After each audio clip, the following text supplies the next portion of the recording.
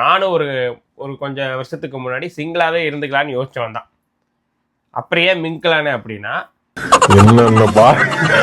என்னென்ன சொல்றோம் பாருங்க, கம்பி கட்டுற கதையெல்லாம் எடுத்து போடுறாங்க. ஹாய் மக்களே, நாங்க தான் உங்கள் கார்த்தி சரோ. போன வீடியோவோட அப்டேட் தான் இது, செகண்ட் பார்ட் 2 தாங்க. இந்த வீடியோல வந்து என்ன சொல்ல போறோம் அப்படிங்கறது வந்து இந்த வீடியோ வந்து ஃபுல்லாவே பாருங்க. முதல்ல வந்து ஸ்கிப் பண்ணாம பாருங்க. வீடியோ ஸ்கிப் பண்ணி பாக்குறீங்க, அதனால எனக்கு வியூஸ் போக மாட்டேங்குதுங்க. ஆமா, சரி, ஓகே. அதுக்கு முன்னாடி நம்ம சேனல் ஃபர்ஸ்ட் டைம் பார்க்கறவங்க சப்ஸ்கிரைப் பண்ணிக்கங்க, அப்படியே பெல் ஐகானை கிளிக் பண்ணிக்கங்க, லைக் பண்ணுங்க, ஷேர் பண்ணுங்க, கமெண்ட் பண்ணுங்க, ப்ளீஸ் சப்போர்ட் பண்ணுங்க. இப்போ வாங்க வீடியோக்குள்ள போலாம்.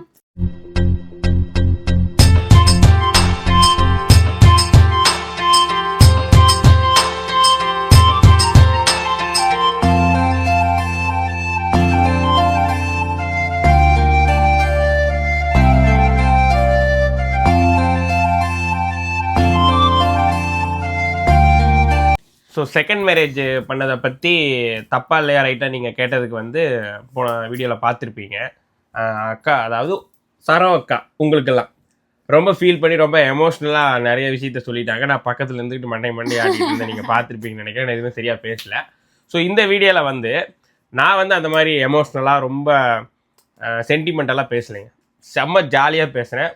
நல்லா ஃபுல்லாக பாருங்கள், இன்ட்ரெஸ்டிங்காக இருக்கும். ஸோ நான் வந்து ஒரு மெசேஜ் சொல்கிறேன், நான் இல்லைன்னு சொல்லலை, ஏனாதானன்னா நான் சொல்ல கிடையாது. நீங்கள் கேட்டதுக்கு நான் கரெக்டான பதில், என் லைஃப்பில் என்ன நடக்குதோ அதை நான் சொல்கிறேன். பட் அதை கொஞ்சம் ஜாலியாக, கொஞ்சம் உங்களுக்கு ஒரு இன்ட்ரெஸ்டிங்காக இருக்கிற மாதிரி, பிடிச்ச மாதிரி சொல்லலாம் அப்படின்னு நான் நினைக்கிறேன். ஓகேங்களா?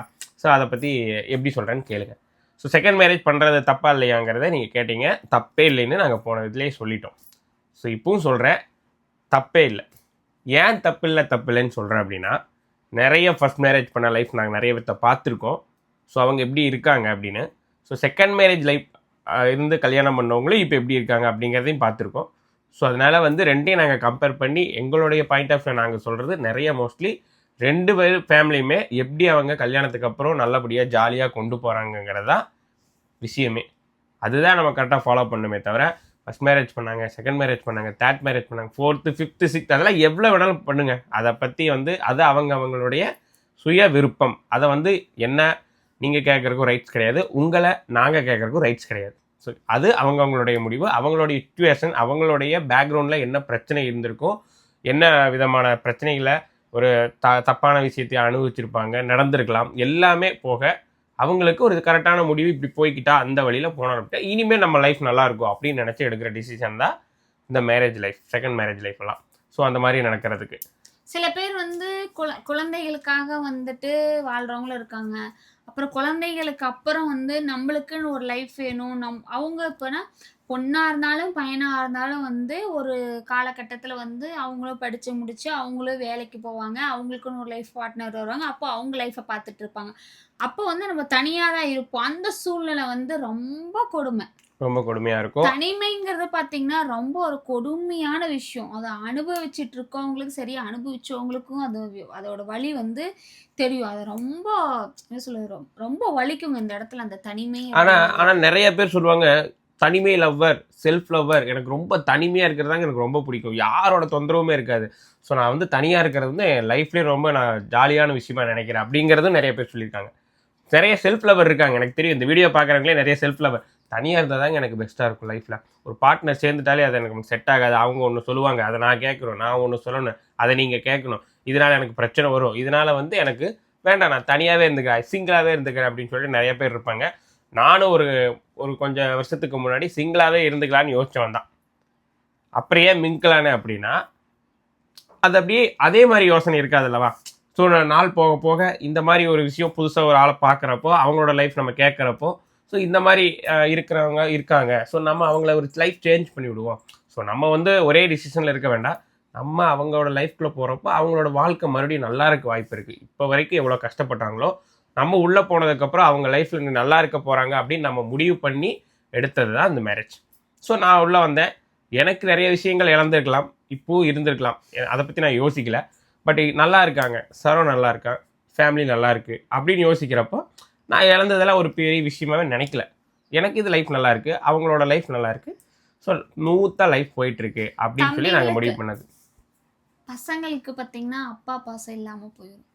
அது ஒரே காரணம் தான். ஃபஸ்ட் ஸ்டாண்டர்டே ப்ரீகேஜி என்ன தெரியும் யோசிச்சு பாருங்கள்.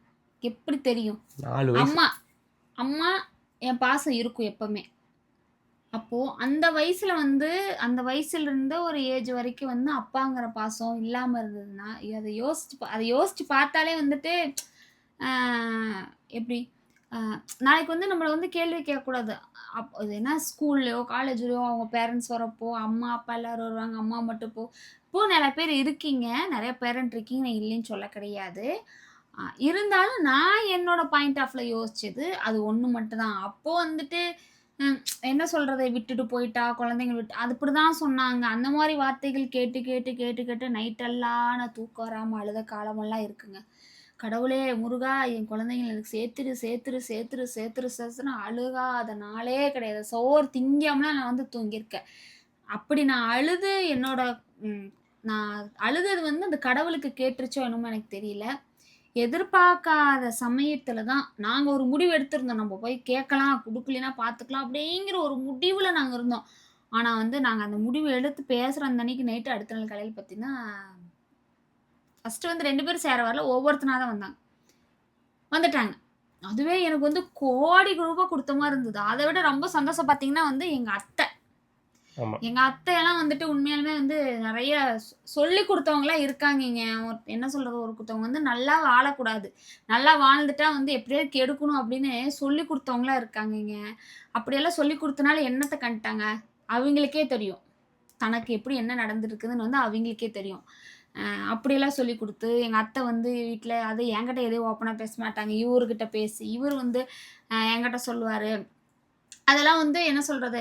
அ அவங்களோட பாயிண்ட் ஆஃப்ல யோசிக்கிறப்போ, அது நம்ம அப்படியே தப்புன்னு தோணுது. அதுக்கப்புறம் வந்துட்டு, சரி அவங்கள சமாதானப்படுத்தலாம். அந்த மாரி விஷயம்லாம் வந்து நெறையா வந்து இருந்திருக்கு. அப்ப அந்த சமயத்துல வந்து சின்ன தம்பி வந்தான். வந்தோனே அப்படியே இப்போ வந்து ரொம்ப இப்படி, க்ளோஸ். எங்க போனாலும் நீங்க வரணும். நீங்க வராம நான் போமாட்டேன். நீங்க வராம நான் போமாட்டேன். நீங்க வராம நான் போமாட்டேன் அத்த. நீங்க வராம நான் போமாட்டேன். இப்படியே தான் 2 பேரும். அப்பத்தாவும் பேரனும். பெரிய தம்பி வந்து அவன் மெச்சூர்ட் ஆயிட்டானால எதுவும் கண்டுக்கிறது இல்ல. சின்னது தான் சாப்பிட உட்காந்தா, நான் போட்டு தரேன்னா சாப்பாடு. ஆத்தா நீங்க தான் எனக்கு சாப்பாடு போடணும். ஆத்தா எந்திரிச்சு நீங்க சாப்பாடு போட்டு குடுங்க. நீங்க போட்டு தராம சாப்பிட மாட்டேன். அப்படிங்கும். எங்கேயாவது போயிட்டோம்னாலே, ஆத்தாவ கூட்டிட்டு வந்துருக்கலாம். அதுக்கு தான் நான் உங்க கூட வர்றதே இல்ல. ஆத்தாவ கூட்டிட்டு அப்படிமா. வந்துருக்கலாம். ஆத்தா கூட்டிட்டு வந்திருந்தா என்ன நல்லா அப்போ வந்து அவனுங்களுக்கு வந்து அந்த பாசம் வந்து கிடைச்சிருச்சுங்க. அந்த பாசம் இல்லாம இருந்தது. உண்மையாலுமே சொல்றேன். அந்த பாசம் இல்லாம இருந்தது. ஆனா, இப்போ வந்து ஆத்தா பாசம், அப்பா பாசம் எல்லா பாசமுமே கிடைச்சிருச்சு. நீங்க எப்ப தூக்கத்துல எந்திரிச்சு கேட்டாலுமே சொல்லிருவானுங்க. எங்க அப்பா, எங்க ஆத்தா அது மட்டும் தான் சொல்லுவானுங்க. அதுதான் எங்களுக்கு வந்து கடைசி வரைக்கும் அது ஒண்ணு மட்டும் இருந்தா போதும் தான் நாங்க வந்து நெனைக்கிறோம்.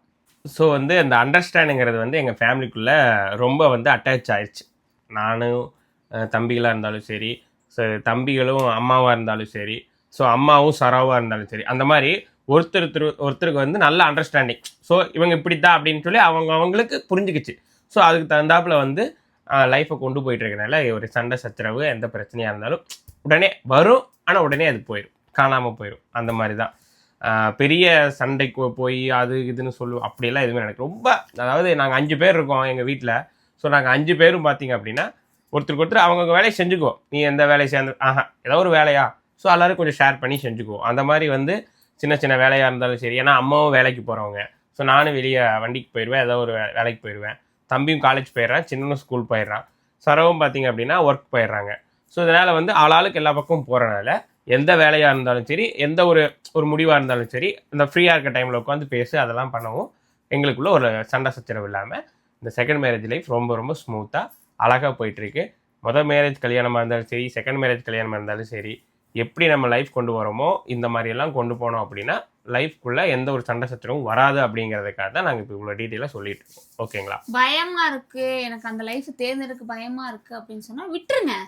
வேண்டாம். அப்படி பயந்துட்டு அந்த லைஃப்ல போய் நீங்க வாழ்ந்து மறுபடியும் வந்து இதுக்கு முன்னாடி இருந்த லைஃப் மாதிரியே வந்து லைஃப் மாறுச்சு அப்படின்னா வந்துட்டு நம்ம வந்து என்ன சொல்றது, நிம்மதியே இருக்க முடியாதுங்க. அதனால வந்து பயமா இருந்துச்சு அந்த லைஃப் கொஞ்சம் தேர்ந்தெடுக்கிறதுக்குன்னா சந்தேகம் இருக்கும், மனசு நெருடலாக இருக்கும். அப்பே விட்டுருங்க, வேண்டாம். அவ்வளோ ரிஸ்க் எடுத்து நம்ம பண்ணணும்னு அவசியம் கிடையாது. ஏன்னா நம்ம விட்டுருங்க. லைஃப் இன்னும் கொஞ்ச நாள் கழிச்சு யோசிங்க. யோசிச்சு அதுக்கப்புறம் எந்த ஒரு முடிவா இருந்தாலும் எடுங்க. வாழ்றது ஒரே வாழ்க்கை, ஒரே லைஃப்.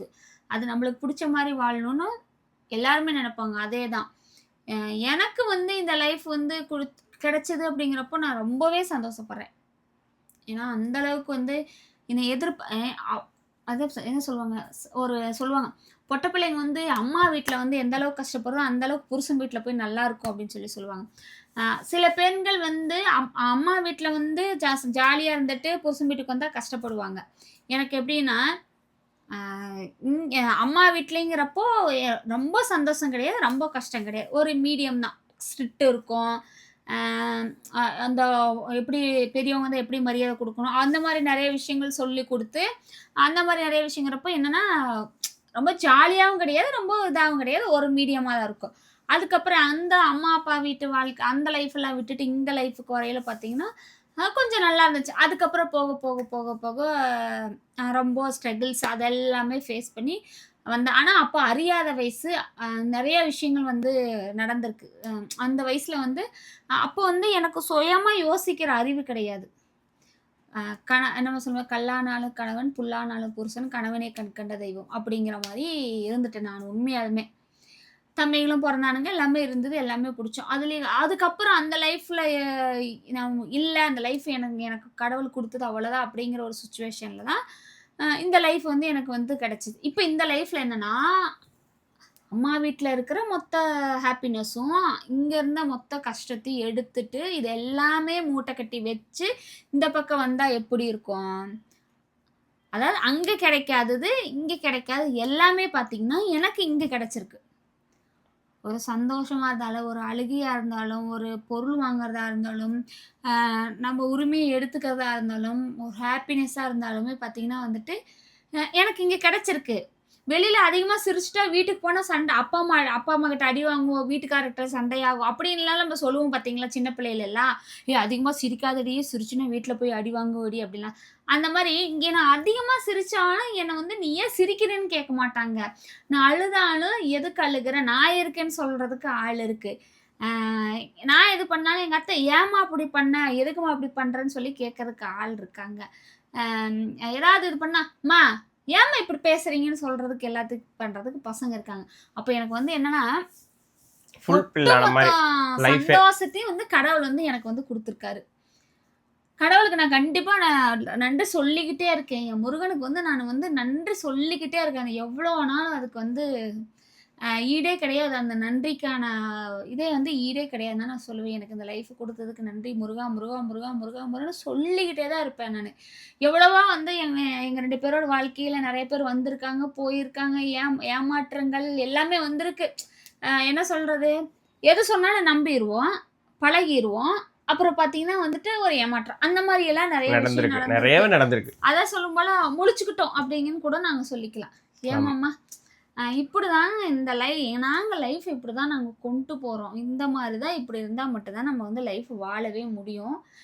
உண்மையான ஒரு விஷயம். இன்னைக்கு இருப்பார், நாளைக்கு இல்லைன்னு சொல்லுவாங்க பார்த்தீங்களா? அதான் இன்னைக்கு செத்தா நாளைக்கு பழன்னு சொல்லுவாங்க பார்த்தீங்களா? அதுதாங்க. இப்போ கண்ண மூடிட்டோம்னா நம்மள சுத்தி எத்தன பேர் இருக்காங்கன்னு தெரியாது. நம்மள சுத்தி என்ன இருக்கான்னு தெரியாது. ஒரு வேளைக்கு நம்ம கண்ண மூடலனா நம்ம காலையில எந்திரிப்போமான்னு கூட நம்மளுக்கு தெரியாது. அப்படி ஒரு வாழ்க்கை நம்ம வந்து நிச்சயமில்லாத வாழ்க்கை வந்து நம்ம வாழ்ந்துட்டு இருக்கோம். இருக்கிற வரைக்கும் அன்பா, சந்தோஷமா வாழ்ந்துட்டு எல்லாருமே அண்ணன், தங்கச்சி, அப்புறம் பார்த்தீங்கன்னா, அக்கா, தம்பி, அம்மா, அப்பா, அம்மாச்சி, அப்பச்சி, ஆத்தா, ஐயா, சித்தப்பா, சித்தி, பெரியப்பா, பெரியம்மா எல்லா உறவு எல்லா நண்பர்கள், உறவுகளோட தோழர்கள் சேர்ந்து எல்லாமே. ஆனா வந்து எனக்கு என் புருஷன், எங்க மாமியார், குழந்தைங்க. இவங்க தான். அம்மா, அப்பா. அப்ப இப்ப இதுதான் தங்கச்சிங்க. இப்ப இந்த இந்த ஃபேமிலிக்குள்ள நான் வாழ்ந்துட்டு இருக்கேன். பெரிய ஃபேமிலி எல்லாம் கிடையாது. அந்த அளவுக்கெல்லாம் சொல்லிக்கிற அளவுக்கு இல்ல. இந்த ஒரு ஃபேமிலில வாழ்ந்துட்டு இருக்கேன். இவரும் அப்படிதான். சொல்லுங்க. நானும் அப்படித்தான். நான் வந்து சிங்கிள் பர்சன்ங்க. சிங்கிள் பையன். சிங்கிள் சொல்லுவியா? அதாவது ஒரே பையங்க. வீட்டுக்கு அப்படி சொல்றேங்க. அம்மா இருந்தாங்க, அப்புச்சி, அம்மா இருந்தாங்க, நான் இருந்தேன். நான் 4 பேர் தான் இருந்தோம். ஏன்னா எங்க சின்ன வயசுல எங்க டாடி இறந்துட்டாரு. அதனால வந்து நாங்க இப்படிதான் கொண்டு வந்தோம். அது ஒரே பையன். உங்களுக்கு நல்லாவே தெரியும். வீட்ல ஒரே ஒரு பையனோ புள்ளையோ இருந்தா அவங்களுக்கு என்னென்னலாம் பண்ணுவாங்க. தலைகீழா டான்ஸ் ஆடி நடப்பாங்க. கேட்கறதெல்லாம் அவங்களுக்கு கிடைக்கும். எது பண்ணாலும் நமக்கே பண்ணுவாங்க, வாங்கி கொடுப்பாங்க. அந்த மாதிரி செல்லமா தான் வளர்த்துவாங்க. அதே மாதிரி தான் என்னையும் செல்லமா வளர்த்துனாங்க. ஸோ செல்லமா வளர்த்தனால நான் ஒன்றும் ரொம்ப கெட்டு போகல. ஆனா கெட்டு போனேன். சின்ன சின்ன விஷயம் தப்பெல்லாம் பண்ணேன். நான் இல்லைன்னு சொல்ல மாட்டேன். தப்பு என்ன ஆனா பண்ணாருன்னா, யோசனை பண்ணுவேன். தப்பு என்ன பண்ணாருன்னா, குடி. அது இப்ப இல்ல. யாராலும் நம்ப முடியல. அப்படி ஊதாரித்தனமா சுத்தின கார்த்தியே இப்ப இந்த அளவுக்கு ஒரு பொறுப்பா இருக்கான். இவ்வளோ இன்னும் ஒரு 5-6 வருஷம் போனா மருமகள் எடுக்க போறாரு. ஆமா சொல்லுவாரு, என் பையன், என் மருமகன், என் பேரன். நாளைக்கு வந்து எங்க அத்தைகிட்ட சொன்ன ஒரே வார்த்தை தானே எங்க அத்தை கம்முன்னு இருக்காங்க. என்னன்னா, நாளைக்கு என் பையனுக்கு குழந்தை பிறந்துச்சுன்னா அதை நீங்க எடுத்து சீராட்டி பாராட்டி நீங்க பேரனா வளர்த்தலாம், பேத்தியா வளர்த்தலாம், இல்லை உங்க பிள்ளையாவே நீங்க வளர்த்தலாம். அப்போ பாருங்கம்மா, நீங்க எவ்வளவு கிட்ட இருக்கிறீங்க. அதனால நீங்க வந்து குழந்தைய பத்தி நீங்க எதுவும் நினைக்க கூடாதுன்னு ஒரே வார்த்தை சொன்னார். அதுல இருந்து எங்க அத்தை அந்த ஒரு என்ன சொல்றது, நினைப்பே இல்லைங்க இருக்காங்க. போதும் இப்படி இருந்தா போதும், லைஃப் இப்படி இருந்தா போதும். நல்ல ஆயுட்காலம். தியாகியா எல்லாம் கேக்குறாங்க நிறைய பேர். நீங்க என்ன தியாகிய கிளவி கல்யாணம் பண்ணிக்கலாம் பேசுறாங்க. ஆமா நான் தியாகிதான் சொன்னாலும் சொல்லினாலும் தியாகிதான், நான் தியாகிதான். சொல்லுங்க, சொல்லிட்டு போங்க. அந்த அடம்புல எடுத்து நானும் அட்டாச் பண்ணிக்கிறேன். இதுல என்ன இருக்கு, தியாகிதான் நானு. இப்படிதான் இப்படி பேசினா அப்புறம் கோவம் வரும்ல. எதுக்கா வருது சொல்றாங்க, அது ஏத்துக்க வேண்டியதான். மக்களா பார்த்து ஒரு பட்டத்தை கொடுத்தாங்கன்னா ஏத்துக்க வேண்டியதான். ஏத்துக்க வேண்டியதா? இதுல எனக்கு நானா கேட்டேன் ஏங்க. சரி விடுங்க, அவ்வளோதான், பேசிட்டேன். ரொம்ப அதிகமாக பேசின மாதிரி இருக்கும். சரி, இதோட இந்த வீடியோ முடிச்சுக்கிறோம். எங்கள் லைஃப் இப்படி ஜாலியாக போயிட்டுருக்கு. கடல்கிட்ட நாங்கள் வேண்டிக்கிறது எப்படின்னா, இந்த ஆயுட்காலம் ஃபுல்லாகவே நல்ல நீரோடி நல்ல ஆயுட்காலங்கள் கொடுத்து ஃபேமிலிக்கு வந்து சந்தோஷமாக கடவுள் கொண்டு போனாலே எங்களுக்கு எல்லாரும் நல்லா இருப்போம், நல்லா இருப்போம், நல்லா இருப்போம். நீங்களும் நல்லா இருங்க, நாங்களும் நல்லா இருக்கோம். கார்த்திஸ்வரம் இருக்கிற வரைக்கும் வீடியோஸ் வரும், நீங்கள் பார்ப்பீங்க. அதுக்கப்புறம் காலகட்டத்தில் எப்படின்னு தெரியல. ஓகேங்களா, இந்த சூழ்நிலை சொல்லும் தோணுச்சு சொன்னேன். சரி, ஓகே ஃப்ரெண்ட்ஸ், நெக்ஸ்ட் ஒரு சூப்பரான வீடியோல சந்திக்கலாம். உங்களை இந்த வீடியோ பாருது உங்கள் கார்த்திஸ்வரம். பாய்.